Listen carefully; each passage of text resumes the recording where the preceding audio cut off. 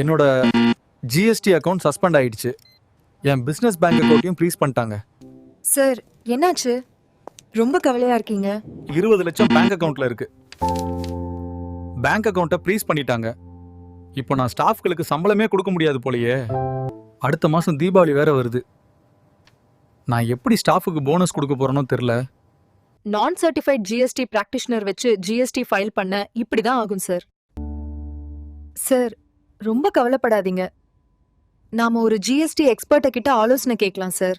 எக்ஸ்பர்ட்டா? உங்களுக்கு யாராவது தெரிஞ்சிருக்காங்களா?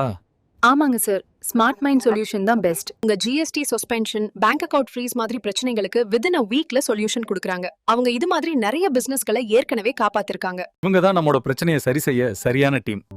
இவங்களை எப்படி காண்டாக்ட் பண்றது? ஃபோன் நம்பர் சொல்லுங்க.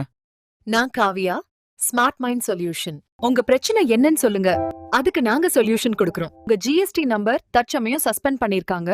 நீங்க எங்களுக்கு 1 வாரம் டைம் தந்தீங்கன்னா உங்க பேங்க் அக்கவுண்ட அன்ஃப்ரீஸ் பண்ணி கொடுத்துடுறோம். உங்க பணத்தை சேஃபா வெளியே எடுக்கலாம்.